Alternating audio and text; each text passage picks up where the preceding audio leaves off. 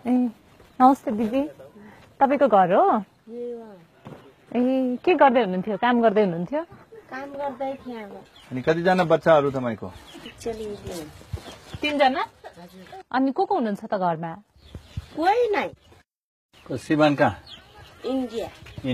कति वर्ष भयो त्यहाँ गएको? 2-3 महिना भयो।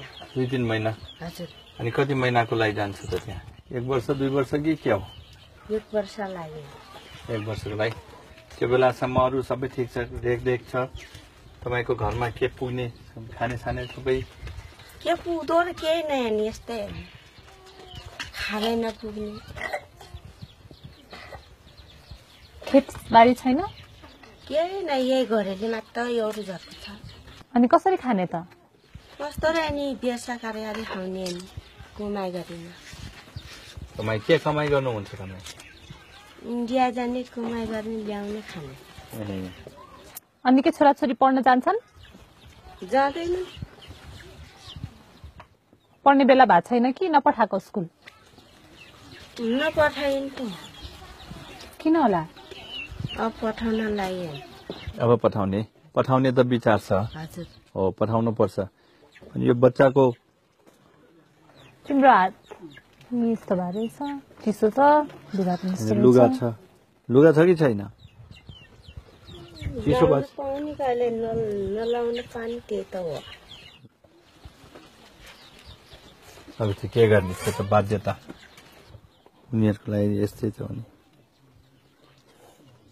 This is reality in Jajarkot. अब के भन्ने, बच्चाहरू पनि काम गर्न थाल्छ। अब यो यत्रो बच्चालाई हेर्छ। अब काठमाडौँको जीवन र गाउँको जीवन धेरै फरक छ। यो बुझ्नलाई जरुरी छ काठमाडौँमा बस्ने, सहरमा बस्ने मान्छेहरूले पनि। जस्तो अब उहाँहरू जस्तोहरूको जीवन चाहिँ कसरी फेर्ने होला त? तपाईहरू त अब उहाँहरूकै जीवनमा केही फेरबदल ल्याउँछु भनेर राजनीतिमा लाग्नुभयो। जहाँ जनतालाई पैसा चाहिएको छ त्यहाँ पैसा उपलब्ध छैन, ब्याङ्किङ इन्स्टिट्युटहरू, फाइनेन्स कम्पनीहरू छैन।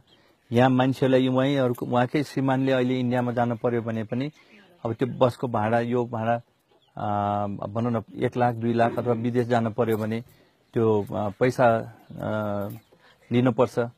त्यो ऋण तपाईँलाई ब्याज कतिमा लाग्छ थाहा छ? यहाँ महिनाको 5%। तपाईँको श्रीमान विदेश जाँदा ऋण लिएर जानुभयो? कति जति ऋण छ? पुगेको अनि 50-60 हजार। अब 5% भनेपछि अब ब्याङ्कमा चाहिँ अब सहरको मान्छेले चाहिँ 9% ब्याज तिर्नलाई पनि भनौँ न गाह्रो। तर यहाँ चाहिँ अब भनौँ न उहाँ मेहनतमा काम गर्छु, म कृषि गर्छु अथवा बाख्रा पालन गर्छु र मेरो रोजीरोटी त्यसबाट पाल्छु भन्दाखेरि चाहिँ भनौँ न अब लोन अभाइलेबल छैन। अब यसमा हामीले सरकारले चाहिँ पोलिसी, हामीहरू जस्तो मान्छे संसदमा बस्दाखेरि यसमा यस्तोलाई ध्यान दिएर हामीले चाहिँ भनौँ न कृषि प्रधान देश भन्यो भने त कृषि रेभोल्युसन ल्याउनु, आर्थिक भनौँ कृषि रेभोल्युसन ल्याउनु पर्यो नि।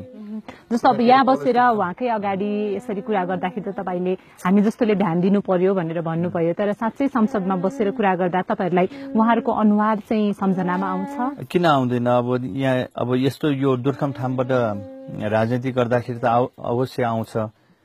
के पनि हुन्छ भनेदेखि अब विभिन्न समस्याहरू आउँछ।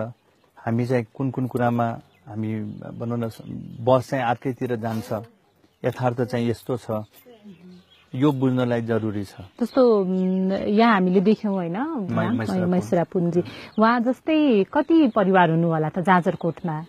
अब हाम्रो जनसङ्ख्या 1,73,000 छ। यसमा भनौँ न त्यसको लगभग 60% होला, 60% खाना लाउन नपुग्ने। तपाईले यो देखिसकेर तपाईँ नीति निर्माण तहमा हुनु र तपाईले नदेख्दाखेरि म त हेर्नुस्, म त यसकै निम्ति त म यो दुःख गरिराखेको छु नि होइन। मेरो चाहिँ अब म त अर्कै वातावरणबाट हुर्केको, यहाँ मेरो पुर्खाली ठाउँमा यस्तो देख्दाखेरि त यही कुराले नि मलाई चाहिँ तपाईँ राजनीतिमा आउनुभन्दा पहिला र राजनीतिमा भनौँ न आउनुभयो नि, यो खालको अवस्थाले, जाजरकोटको यो खालको अवस्थाले केही फरक पार्यो? केही फरक भयो?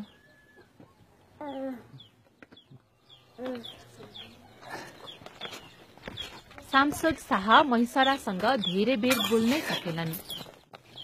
घभरि आँसु पारेका शाह एकैछिनमा आँसु लुकाउन छेउ लागे।